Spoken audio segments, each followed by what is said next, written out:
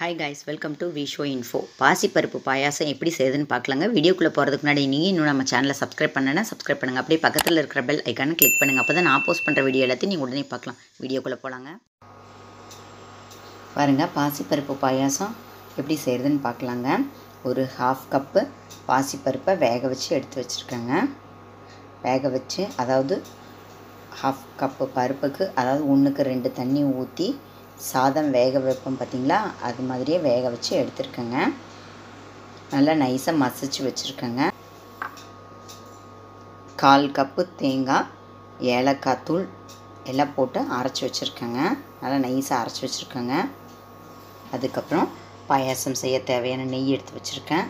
கிஸ்மிஸ், முந்திரி பருப்பு, வெல்லம் கல் மண்ணெல்லாம் இருக்கும் பார்த்திங்களா, அதுக்காக நான் ஃபில்ட்ரு பண்ணி வச்சுருக்கேன். பதமெல்லாம் பார்க்க வேண்டியது இல்லைங்க, ஃபில்ட்ரு பண்ணி வச்சா போதுங்க.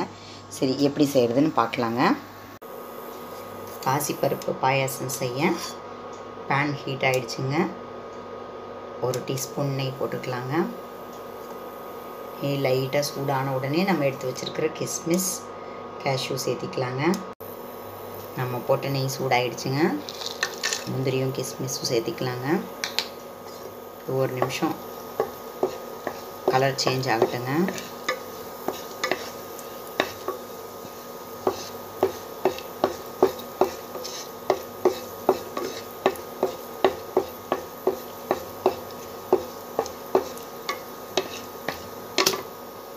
இப்போ நம்ம ஃபில்டர் பண்ணி வச்சுருக்கிற வெல்லத்தை சேர்த்துக்கலாங்க.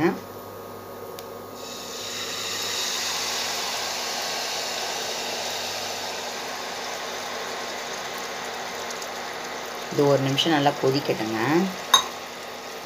கொதித்த உடனே நம்ம எடுத்து வச்சுருக்கிற பாசிப்பருப்பு வேக வச்சு வச்சுருக்கோம் பார்த்திங்களா, 1க்கு 2 தண்ணி ஊற்றி, எந்த கப்பில் எடுக்கிறோமோ அதே கப்பில் 2 கப்பு தண்ணி ஊற்றி வேக வச்சு நல்லா ஸ்மாஷ் பண்ணி எடுத்து வச்சுக்கோங்க.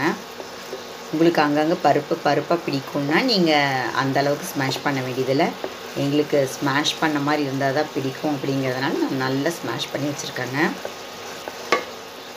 வெல்லம் ஓரளவு கொதிச்சிருச்சுங்க. இப்போ நம்ம எடுத்து வச்சுருக்கிற பாசிப்பருப்பை இதில் சேர்த்திக்கலாங்க. வேக வச்ச பாசிப்பருப்பை பார்த்திங்களா, இந்த மாதிரி க்ரீம் மாதிரி இருந்தால் தான் எங்களுக்கு பிடிக்கும், அதனால் நான் அந்த மாதிரி சேர்த்துருக்கேங்க. ரெகுலர் பால் சேர்க்க வேண்டியது இல்லைங்க. ஏன்னா தேங்காய் நம்ம ஒரு 1/4 கப்பு தேங்காய் அரைச்சி வச்சுருக்கோம் பார்த்திங்களா, விழுதா, அதே போதுன்னு நினைக்கிறேங்க. இப்போ பருப்பை நம்ம இந்தளவுக்கு குலைவாக வேக வச்சிட்டோம்னா பாசிப்பருப்பு பாயாசம் செய்ய திக்னஸுக்காக எதுவும் சேர்க்க வேண்டியது இல்லைங்க. இதோட திக்னஸுக்கு ஹெல்ப் பண்ணுங்க. இது 1 நிமிஷம் நல்லா கொதிக்கட்டுங்க, பார்க்கலாம். அதுக்கப்புறம் தேங்காய் பால் லாஸ்ட்டில் ஊற்றி 1 கொதி வந்தவுடனே இறக்கிடலாங்க. பாருங்க, நம்ம பாசிப்பருப்பு பாயாசம் சூப்பராக கொதித்து ரெடி ஆகிடுச்சுங்க. இதே இவ்வளோ திக்காக இருக்குது பார்த்திங்களா, அதனால தான் பருப்பை அந்தளவுக்கு ஸ்மாஷ் பண்ண சொன்னேன். நீங்கள் அதே ஒன்றும் குத்தலாக அப்படியே அங்கங்கே பருப்பு தெரிகிற மாதிரி செஞ்சிங்கன்னா டேஸ்ட்டு நல்லாயிருக்கும், தப்பு சொல்ல வரல. ஆனால் இந்த மாதிரி டெக்ஸ்சர் கிடைக்காதுங்க. பாருங்கள், எதுவுமே நம்ம இன்னும் அரைச்சி விடலை. இப்போவே இந்தளவு இருந்தாலே சூப்பராக இருக்கும். ஆனால் எனக்கு எக்ஸ்ட்ராவாக தேங்காய் அரைச்சி ஊற்றினா, தேங்காய் பால் போட்டு பண்ண மாதிரி இருந்தால் எனக்கு ரொம்ப பிடிக்கும், அப்படிங்கிறதுனால நான் தேங்காய் பால் சேர்க்குறேங்க. தேங்காய் அரைச்சி சேர்க்குறேன். உங்களுக்கு விருப்பம் இருந்தால் இப்படியே கூட நீங்கள் ஸ்கிப் பண்ணிடலாம். அந்த தேங்காய் பால் ப்ராசஸ்க்கே போக வேண்டியதில்லை. பருப்பு, வெல்லம், கீ, முந்திரி, திராட்சை இதோடு நிறுத்திக்கலாம். பார்த்திங்களா, எவ்வளோ திக்னஸ்ஸு சூப்பராக இருக்குது.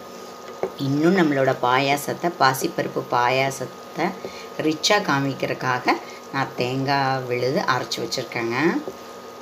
அப்புறம் நம்ம நெய்யில் அந்த முந்திரியும் திராட்சையும் வறுத்தோம் பார்த்திங்களா, அப்போவே உங்களுக்கு விருப்பம் இருந்தால் பாதாம் இதெல்லாம் கூட நீங்கள் சேர்த்துக்கலாங்க. அப்புறம் தேங்காய் குட்டி குட்டியாக கட் பண்ணி அதையும் கூட சேர்த்துக்கலாங்க. இன்னும் எக்ஸ்ட்ரா டேஸ்ட்டு, நம்ம சாப்பிடும்போது அங்கங்கே கடிப்படும். நெய் வாசனைக்கு அந்த தேங்காய் கடித்து சாப்பிடும்போது இன்னும் சூப்பராக இருக்குங்க. நல்லா கொதிச்சிருச்சு. நம்ம எடுத்து வச்சுருக்கிற தேங்காய் பால் விழுதை இதில் சேர்த்திக்கலாங்க. உடனே மிக்ஸ் பண்ணிவிடுங்க, இல்லாட்டி தீஞ்சு போயிடும். இது 1 செகண்ட் கொதித்த உடனே நம்ம பாயாசம் ரெடிங்க. பாருங்கள், செமையாக நம்மளோட பாசிப்பருப்பு பாயாசம் ரெடி ஆகிடுச்சுங்க. ரொம்ப ஈஸியானதுங்க. பாசிப்பருப்பு எல்லார் வீட்லேயும் எப்போவுமே ரெடியாக இருக்கும். நம்ம எவ்வளோதான் காஸ்ட்லியாக பாதாம், பிஸ்தா ட்ரை ஃப்ரூட்ஸை வச்சு பால் பாயாசம், சேமியா இந்த மாதிரி எவ்வளவு விதமான பாயாசங்க செஞ்சாலும், கசகசா பாயாசம் இந்த மாதிரி எதை செஞ்சாலும் அதை விட இது சீப் அண்ட் பெஸ்ட்டுங்க. சீப்புங்கிறதுனால இதை அவ்வளவு இதாக சாமானியமாக நினச்சிடாதீங்க. இதில் நிறைய சத்துக்கள் இருக்குங்க. பாசிப்பருப்பு நம்ம உடம்புல இருக்கிற ஹீட்டை கம்மி பண்ணுங்க. வெயில் காலம் ஸ்டார்ட் ஆகிடுச்சு பார்த்தீங்களா, நம்ம உடம்பை குளிர்விக்கிற மாதிரியே பதார்த்தங்க சாப்பிட்டுட்டு வரணும். நீர்ச்சத்து உள்ள பதார்த்தங்களாக சாப்பிடணும். தண்ணி நிறையா குடிக்கணும், மோர் நிறையா குடிக்கணும். நீர் காய்கறிகளாக பார்த்து சாலட் இதெல்லாம் ஜாஸ்தியாக சாப்பிடுவோம். அந்த விதத்தில் நம்ம பாயாசம் அப்படின்னு பார்க்கும்போது பாசிப்பருப்பு பாயாசம் உடம்புக்கு ரொம்ப நல்லதுங்க. நிறைய சத்துக்கள் இருக்குங்க.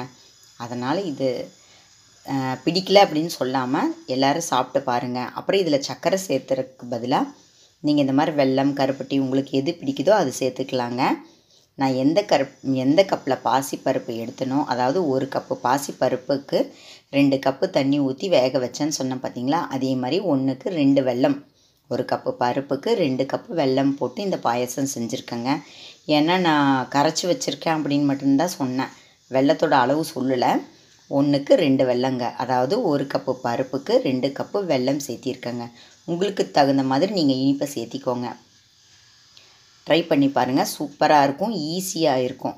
என்ன வெரைட்டி பாயாசம் செஞ்சாலும் இதுக்கு ஈடாகாதுங்க. ட்ரை பண்ணி பாருங்கள்.